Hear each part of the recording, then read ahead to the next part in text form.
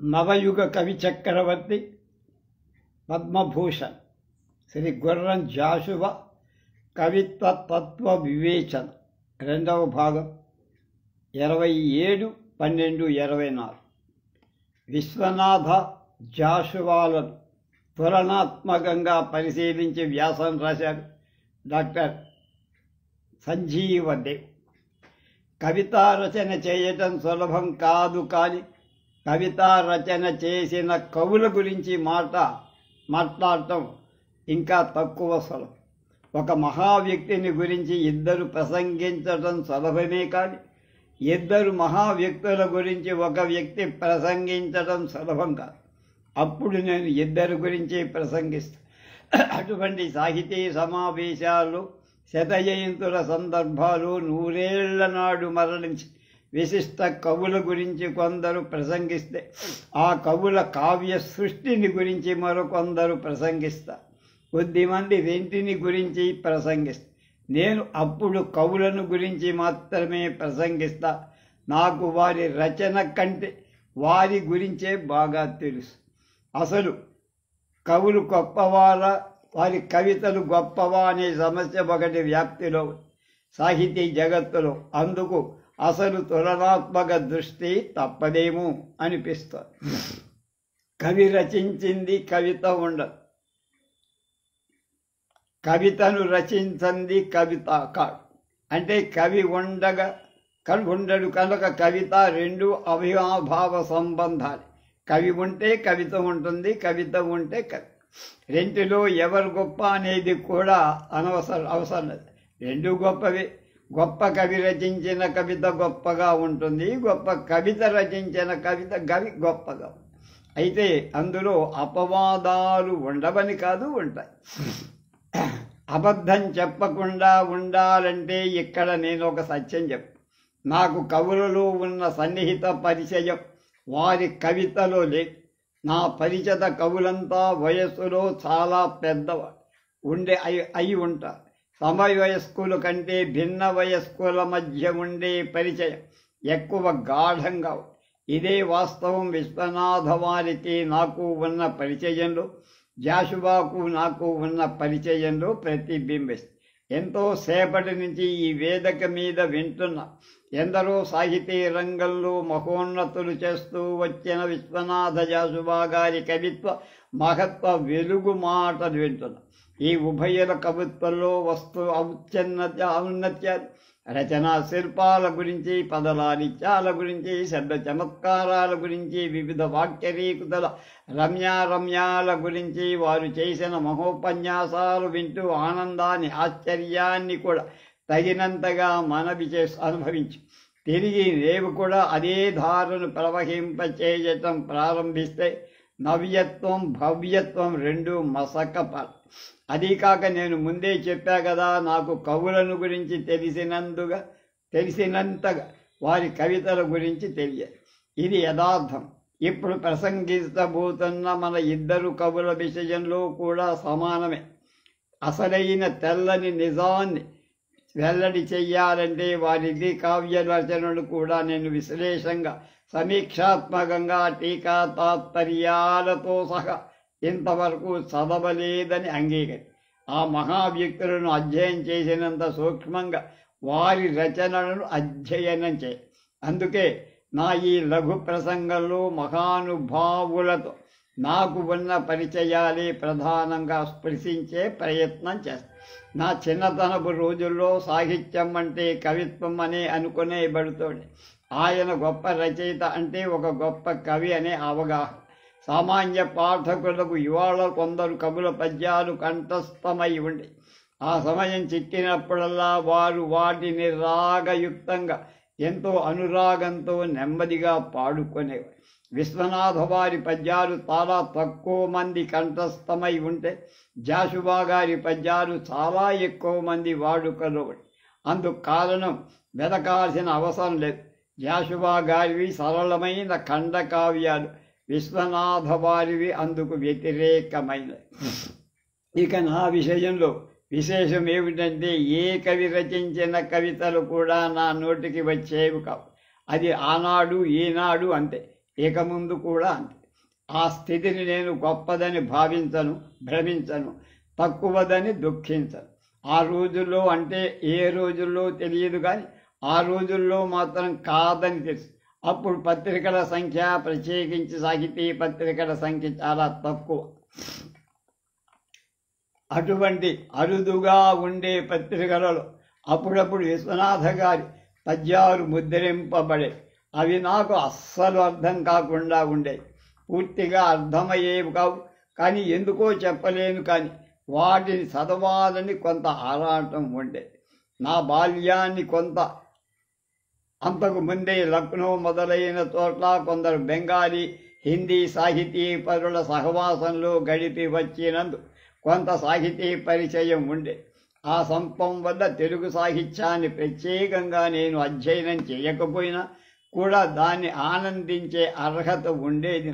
అందువల్ల తెలుగు గద్య పద్యాలను కూడా చదివి కొంత ఆస్వాదించగలుగుతూ ఉండేవాడు. ఆ విధంగా విశ్వనాథ వారి పద్యాలు సగం సగం నాకు హృదయంగా తట్టేవి అస్పష్టం. విశ్వనాథ వారి కొన్ని రచనలు చదవటం, వాటిని గురించి మంచి మాటలు మాట్లాడటం వెంటనే తప్ప స్వయంగా నేను చూడటం పడల. అంటే వారిని చెవులతో చూడటం తప్ప కళ్ళతో చూడాల. చెవులలో చూడటం జరిగితే కళ్ళతో వినడం జరగవచ్చేమో. అవి దసరా రోజులు అనుకుంటా.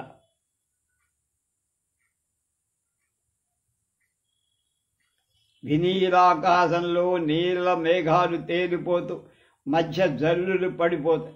అటువంటి సమయంలో తుమ్మపూడిలో మన ఇంటి ముందు మధ్యాహ్న సమయంలో ఒక కారు వచ్చి ఆగింది. నేను బయటకు వచ్చి చూసేసరికి తెలియని ఇద్దరు వ్యక్తులు దిగి నాతో కలిసి ఇంటిలోకి వచ్చి, వారిలో ఒక చిన్న వయస్కుడు అన్నాడు. రెండో వ్యక్తి విశ్వనాథ గారుగా నా నోటి నుంచి మాట వెడలనంత ఆశ్చర్యం నన్ను చుట్టేసుకుంది. నమస్కారం చేయటం మరిచిపోయి ఇంట్లోకి తీసుకొచ్చి, ఇంట్లో మా పెద్దల్లి ఉన్నారు. తాము విజయవాడలో భోజనం చేసి వచ్చినట్టు చెప్పారు. సాయంత్రం 4 గంటల వరకు ఇక్కడ విశ్రాంతి తీసుకొని ఇక్కడి నుంచి పక్క గ్రామంలో జరుగుతున్న ఒక సభకు హాజరు కావటానికి వచ్చామని, వారిని నన్ను గురించి గ్రామాన్ని గురించి ఈ విధంగా తెలుసో వారిని నేను అడగల. మేము ముగ్గురం సభ వరండాలు ఎదురుగా ఉన్న మొక్కలను చెట్లను చూస్తూ మేము కూర్చున్న చోట ప్రభాసి అనే మాసం బెంగాలీ పత్రిక పడివ. దాని ఎడిటర్ మోడర్న్ రివ్యూ ఎడిటర్ అయిన రామానంద చటర్జీ. వీరు బెంగాలీ చదువుతారా అని అడిగారు విశ్వనాథ వారి.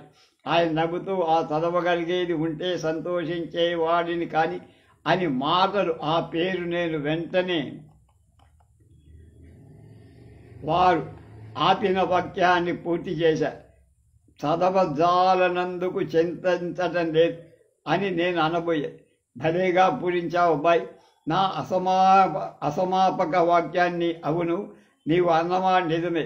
తెలుగు తెలియకపోతే చింతించేవాడిని, కానీ మిగతా భాషలు తెలిసి ఉంటే ఆనందించేవాడిని, సందేహం లేదు అని ఆయన తెలియనందుకు చింతించ.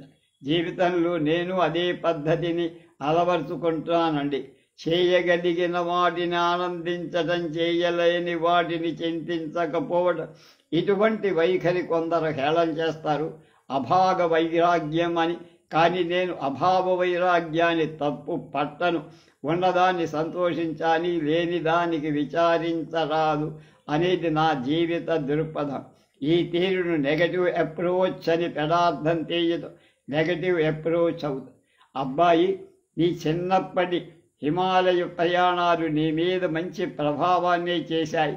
నీ దృక్పథాన్ని నేనెంతో మెచ్చుకుంటున్నాడన్నారు విశ్వనాథ.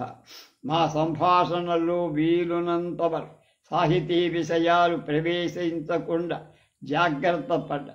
సత్యనారాయణ గారు అన్నారు, చూడబ్బాయి, నా జీవితం అంతా సాహిత్య ధారలోనే ప్రవహిస్తూ వచ్చి, అందువల్ల దానికంటే భిన్నమైన వాటి గురించి మాట్లాడుకోవటం నాకు ఎక్కువ ఇష్టం. జననం అంటే ఏమి, జీవితం అంటే ఏమి, మరణం అంటే ఏమి మొదలైన జీవిత తత్వానికి సంబంధించిన విషయాలు ముచ్చటించుగా. వాటి కొన్ని విషయాలు సనాతన దృష్టి ఉండేది సందేహం. అందువల్ల సమాజానికి తీవ్రమైన అపచారం ఏమీ ఉండేది కాదు. కానీ కొన్ని ప్రధానమైన విషయాలు వారికి ఆధునిక దృష్టి అనేది అది సమాజానికి నాశనమైంది, అనేది వినాశకమైంది, హితకరమైందిగానే ఉండేది. అంతలో మా పెద్ద తల్లి గారు ఉప్మా తయారు చేసి తీసుకొని దాని నిండా జీడిపప్పులు నిండి ఉండటం సత్యనారాయణ గారికి చాలా ఉల్లాసం కలిగి అవి కనిపెట్టి నేను అన్నాను, మీకు ఇది నీది, ఏది రుచికరంగా ఉంటే దాన్ని మాత్రమే మిగతా దాన్ని వదిలే, మీకు జీడిపప్పులు మాత్రమే ఎక్కువ ఇష్టం, రుచికరంగా తడితే జీడిపప్పులు మాత్రమే తిని ఉప్మా వదిలేయండి అన్నాను. సద్దినంలో భోక్తలకు అలాగే చెప్తాం మేము. సంజీవదేవు మంచి మర్యాద గల సలహా ఇచ్చావు నాయన అని నీ సలహాను అనుసరించ నేను. నాకు జీడిపప్పులు ఉప్మా రెండూ సమానంగానే రుచిస్తాయి, అందుచేత రెంటినీ కూడా సమాన్యాయం చేయగల ప్రయత్నిస్తా అంటూ మొదలుపెట్టి వారు సభకు బయలుదేరి వెళ్ళేంతవరకు మన్ను మీద మిన్ను మీద అనేక విషయాల గురించి సంభాషణలు జరుపుగా స్థూల విషయాలు, సూక్ష్మ విషయాలు, స్థూలమైన విషయాలు, సూక్ష్మమైన విషయాలు ఎన్నో మాట్లాడు పోతూ అన్నారు, నేను మీ ఇంటికి వచ్చాను, మరి నువ్వు మా ఇంటికి ఎప్పుడు? మీరు ముందుగానే నాకు తెలియకుండా వచ్చినట్లే మీకు కూడా నేను తెలియకుండా వస్తాను ఇప్పుడు. విశ్వనాథ మంచి కవి, మంచి పండితులు, మంచి కారుణ్యులు, వారిదొక ప్రతి వ్యక్తిత్వం లోతైన సముద్రం, సురభిల కవి. వారిని అప్పుడప్పుడు కలవడం జరిగేది. మా కలయిక వారికి నాకు కూడా వివిధమైన సూక్ష్మ రసానుభూతిని కలిగించడంలో సఫలమవుతాడు. వారు నాడు అన్నారు, లేదు అన్నట్లే ఉంటారు. ఇప్పుడు కవిశేఖరులైన జాషువా గురించి, విశ్వనాథ వారికి గురించి చెప్పిన మాటలే కొన్ని ముందుగా జాషువా గారి గురించి కూడా చెప్పకదా. అంటే జాషువా కవితా విషయంలో ఉన్న పరిచయం కంటే జాషువా గారితో ఎక్కువ పరిచయం. విశ్వనాథ వారి పాఠకులు వారి పద్యాలు వారి గ్రంథాల్లో చూస్తూ చదివే వారి సంఖ్య ఎక్కువ, చూడకుండా చదివే వారి సంఖ్య చాలా తక్కువ. జాషువా గారి కవితలు ఈ రెండవ రకానికి చదివేవారు కూడా ఎక్కువగానే ఉంటారని నేను మాత్రం రెండు రకాలుగా చదివేవాణ్ణి కాదు. ఇది బాధతో అనే మాట నేనెంతో మంది వారితో చాలామంది జాషువా పద్యాలను ఆసువుగా చదువుతుంటే విని ఆనందిస్తోంది. దీని అర్థం జాషువా గారి రచనలో నాకు అసలు పరిచయం లేదని కాదు. కవిత అసలు పరిచయం లేకపోతే వాటిని రచించిన కవితో మాత్రం పరిచయం ఎలా ఏర్పడుతుంది?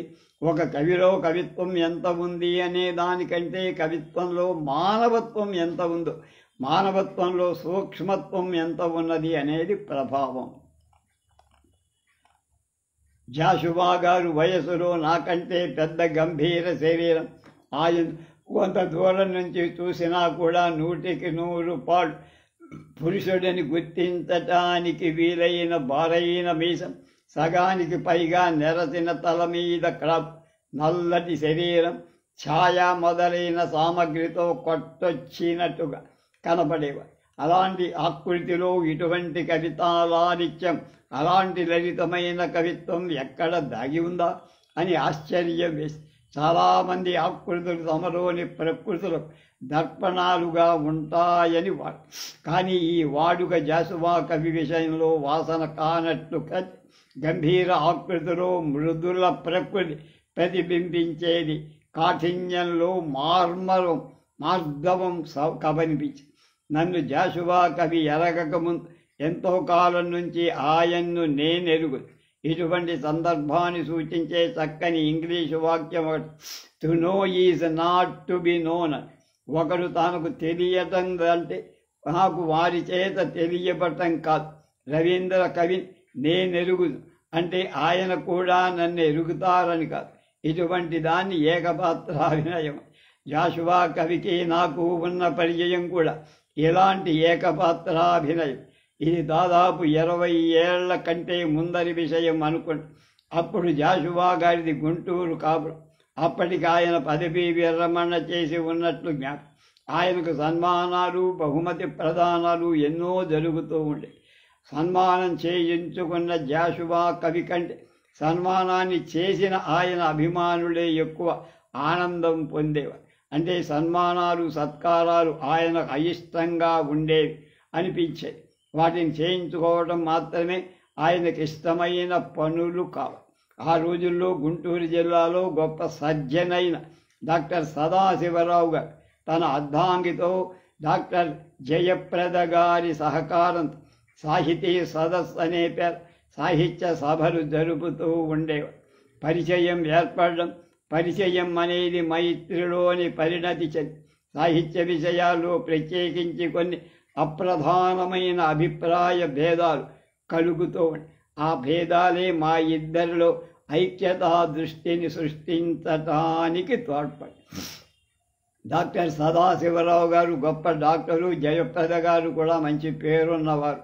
మా మామయ్య గారు గంగాధర వాళ్ళకు ఆయన వెళ్ళి అక్కడే చూపిస్తూ ఉండేవారు.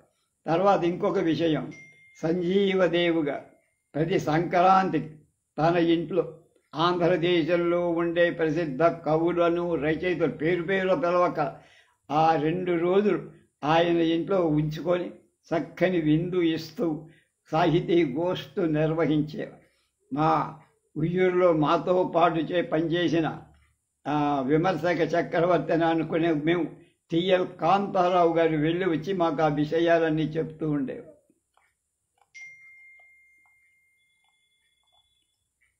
మేము కూడా ఒక రోజున మా బావుమరిది ఆనంద్ తన చిత్రకళా ప్రదర్శన పెదవాళ్ళు ఏర్పాటు చేస్తుంటే ఆయనతో ఓపెన్ చేయించాలని, అంటే సంజీవదేవి గారు ఆయనతో దాన్ని ప్రారంభించాలని నన్ను కూడా రమ్మంటే మీ ఇద్దరం తుమ్మపూడి వెళ్ళి జాషువా సంజీవదేవి గారి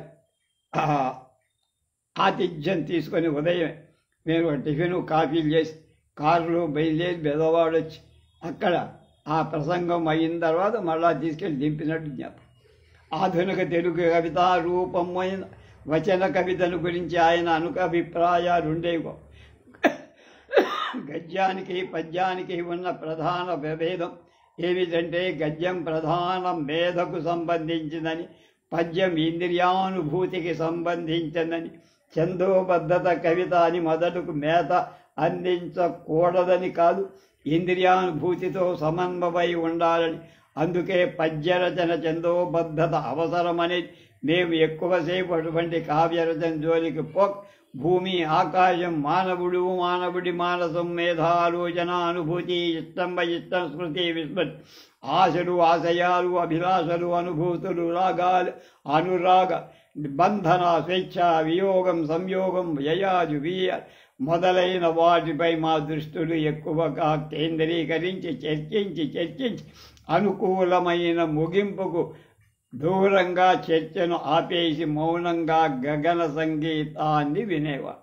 ఒకనాడు ఒక సాహితీ సమావేశంలో మేము ఉభయున ప్రసంగించటం జరిగింది. ప్రసంగంలో సఫలత విఫలత మొదలైన పదాలు నేను ప్రయోగించడం జరిగింది. అంతటితో జాషువా కవి కూర్చున్నవాడల్లా లేచి నిలబడ్డాడు. ఆపండి ఇక ఇటువంటి పద ప్రయోగాన్ని సఫలత విఫలత అనే పద సంస్కృతం ఎప్పటికీ వాటిని ఇతర ఉపభాషలు వాడతారు. మన దాక్షిణాత్య భాషలో సాఫల్యం వైఫల్యం అని వాడతారు. ఇదే విధంగా సుందరత అని వాడితే మన సౌందర్యం అని వాడతారు అని పెద్ద గొంతుతో నాకు తెలియ. జాషువా గారి సంప్రదాయాల మీద, ఆచారాల మీద, రీతుల మీద, రివాజుల మీద అఖండమైన మోజు ఉండేది కాదు. కానీ భాషా విషయంలో కొన్ని నియమ నిబంధనలకు కట్టుబడి ఉండటం ఆయనకు దేశాలు ప్రదేశాలు విదేశాలు చూడాలని ఒక సాదా అభిలాష. జీవితంలో అటువంటి కొన్ని సంస్కృత అభిలాషలుగానే మిగిలిపోయాయి. జీవన సంధ్య తీరని అభిలాషలే ఎక్కువగా తీపిగా ఉంటాయి. ఎంత మహానుభావుడి జీవితంలో అయినా ఆది మధ్య అవసాన దశను ఈ ప్రభాత మధ్యాహ్న సంధ్యలతో పోలుస్తారు.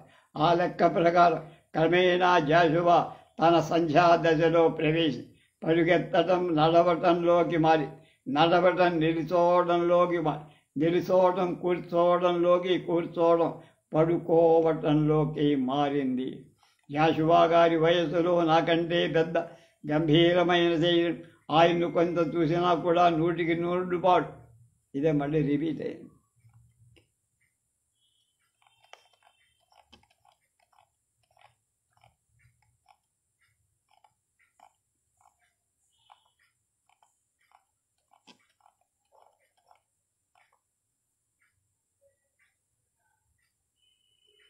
తన మృత్యుఛాయలు చాలా దూరంలో గోచరిస్తున్నాయి. అవి రోజు రోజుకు దగ్గరవుతున్న కొద్దీ ఆ ఛాయలు నలుపు మరి ఇంకా ఎక్కువ నలుపుగా గోచరిస్తోంది. తన మరణశయ్య మీద పడుకొని అంటూ ఉండేవి, మృత్యువుని గురించి నాకేం భయం లేదని పెద్దగా అన్నది. ఆ ఇద్దరు విశిష్ట కవులు నేడు లేరు. వారిద్దరి శత జయంతి కూడా నేను ఇక్కడ నాగార్జున విశ్వవిద్యాలయంలో జరుపుకోవడం అభినందనే. విశ్వనాథ జాషువాల జీవితాల గురించి నేను లఘు ప్రసంగాన్ని చేసే అవకాశం నాకు దొరికినంత నన్ను నేను విశిష్ట ధన్యుడిగా భావించుకు ఈ మహాకార్యక్రమాన్ని ఏర్పరిచిన మహాశీల మరోసారి అభినందిస్తున్నా. రచయిత రాజ్యం జాషువా, రాసపాలెం చంద్రశేఖర్. కూటికిన్ గుడ్డకున్ ప్రజలు కొంగరవోబుతునుండ నీటుగా మోటరు బండపై నగదు మూటలతో కలవారి ఓటు భిక్షాటన సాగుతున్న యది జాగ్రత్త దేశ నివాసునారమీ ఓటులు స్వీయ భారత సముజ్వల గాత్రికి సోత్తర బంధవన్. ప్రజా దృక్పథం కల రచయిత తను తీసుకున్నటువంటి బాధ్యతను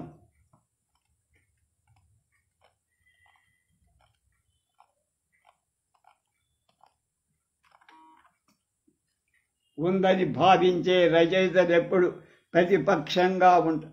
ఎవరికి ప్రతిపక్షం? రాజ్యాన్ని. ఎందుకు? రచయిత ఎప్పటికప్పుడు మంచి సమాజాన్ని కోరుకుంటాడు, అందుకే ప్రతిపక్షంలో ఉండటం. అసమ వ్యవస్థలో వైరుధ్యాల కుప్ప వంటి సమాజంలో విపక్షుల సమానంలో రచయిత ప్రతిపక్షంలో ఉన్నప్పుడే ప్రజా రచయిత అవుతాడు. గుర్రం జాషువా అలాంటి ప్రతిపక్ష రచయిత. ఆయన పైన ఎవరెవరినో పౌరాణిక చారిత్రక సమకాలీన వ్యక్తులను స్తుతిస్తూ పద్యాలు రాసిన సామాజిక వ్యవస్థ చిత్రణలో మాత్రం ప్రతిపక్షమే. పై పద్యం 1952లో రాసిన ఓటు అనే కవితలు. గత ఏడాదిగా మన రాష్ట్రంలో అప్పుడప్పుడు జరుగుతున్న ఉప ఎన్నికలలో డబ్బులు కట్టలుగా పట్టుబడుతున్న అంశాలు చూస్తున్నాం. జాషువా పై పద్యాన్ని రాసింది 52 సార్వత్రిక ఎన్నికల, అంటే స్వాతంత్రం వచ్చిన 5 ఏళ్లకి.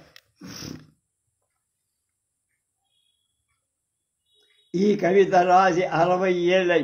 ఎన్నికలలో గెలవటానికి సంపన్నులు ఎప్పటికప్పుడు ఇచ్చే డబ్బులు డబ్బుకు ఆశపడవద్దని పేద ప్రజలకు బోధించాడు జాషువా. ఈ పద్యం చదువుతుంటే ఇవాళ మన ఎన్నికలు చూసి చెబుతున్నాడా అనిపిస్తుంది. ఎన్నికలలో ఓటు పాత్ర ఉండాలి, కానీ నోటు ప్రసక్తి ఉండకూడదు జాషువా ప్రబోధం.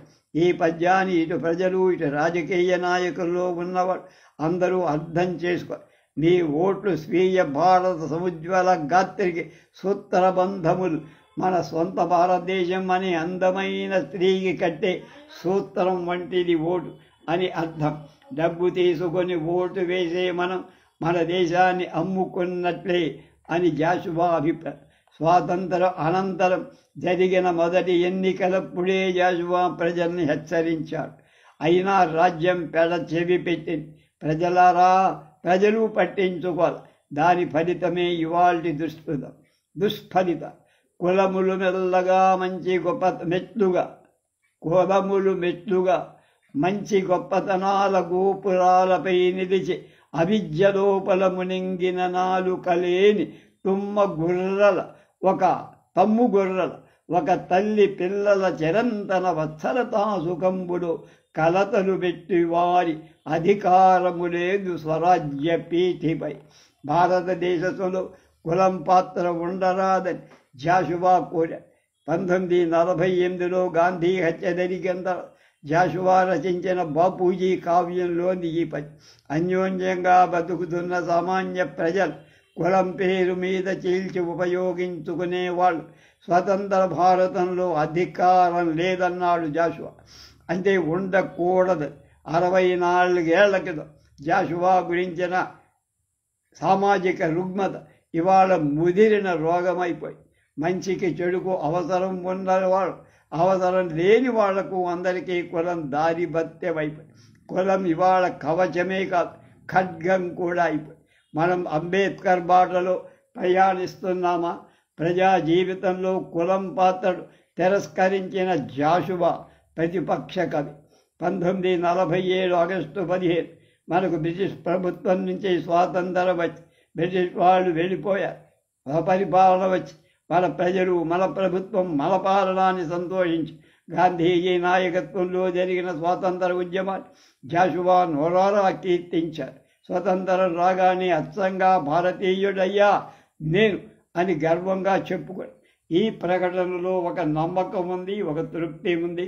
ఈ సందర్భంగా జాషువా సంకల్పం తావులేదిక మతాంతర కులాంతరములు చిత్రించు సిగపట్ల గోత్రములు నిలువలేదిక ధనాఢ్యులు ప్రయోగము చేయు బంగారు సంచుల పలుకుబడు. పాపం అనుకున్నారు కానీ స్వతంత్ర భారత ప్రజా జీవిత కులమత ధన ప్రభావం ఉండకూడదని సంకల్పించి 6 దశాబ్దాల తర్వాత భారత చరిత్ర సంకల్పాన్ని తలకిందులు ఇప్పుడు అవే ప్రధాన పాత్ర పోషిస్తున్నాయి.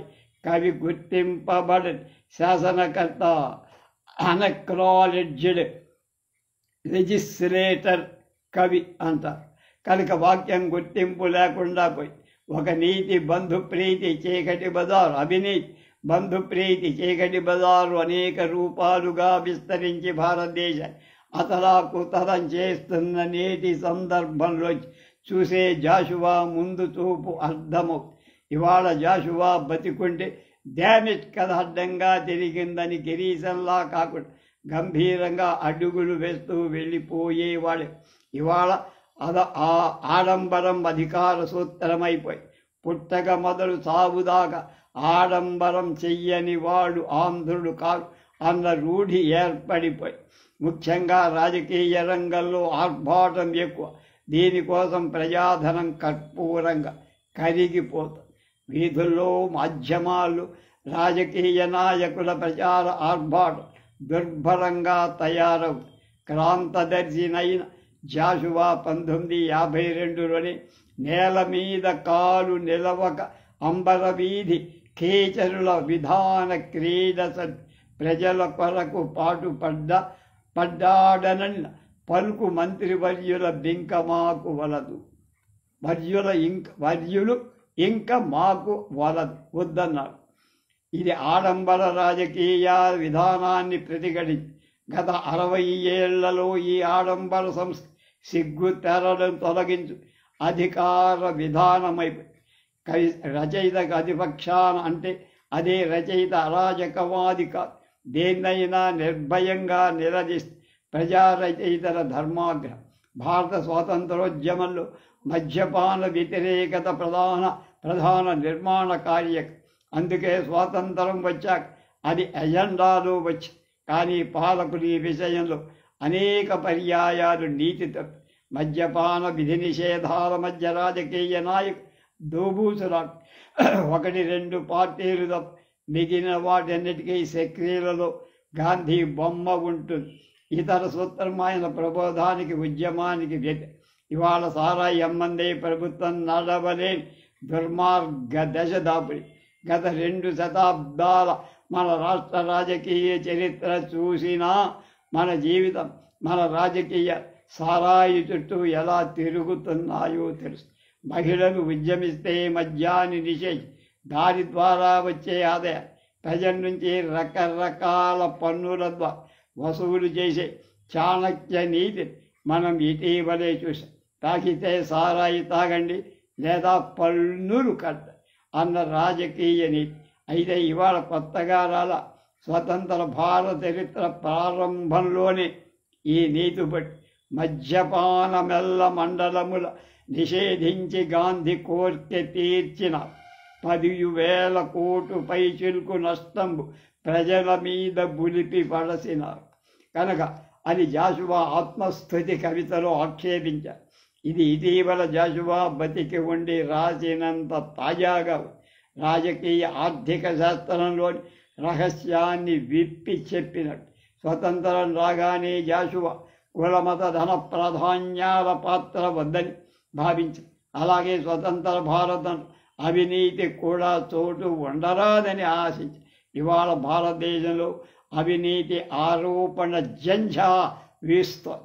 అవినీతిని ఇప్పుడు వీస్తున్న గాలి అని వర్ణించారు. బయటి దేశాలు దీన్ని ఎలా అర్థం చేసుకుంటాయో కానీ దేశం లోపల ఉండేవాళ్ళు మాత్రం ఈ అవినీతి దుమారాలు మూకుడు పగిలిపోతోందేమో అనే అనుభూతి కలిగిస్తుంది.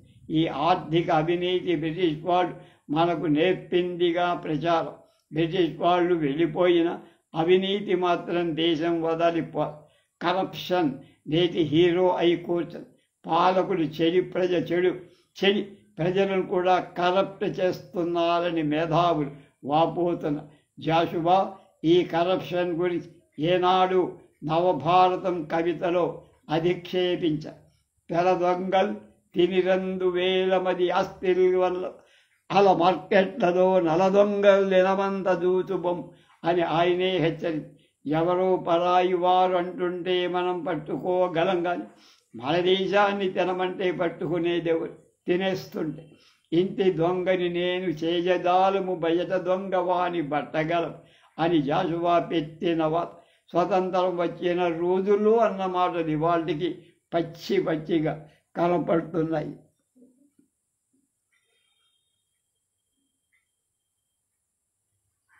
ప్రజారచయిత ఓపెన్ మైండ్ తెరచిన కిటికీ, స్వచ్ఛమైన శ్వాస, చిత్తశుద్ధి గల వాక్, ఆత్మశుద్ధి గల ఆగ్రహం, ప్రజారచన అభినందించిన ఆగ్రహించిన అందులో స్వార్థం ఉండదు.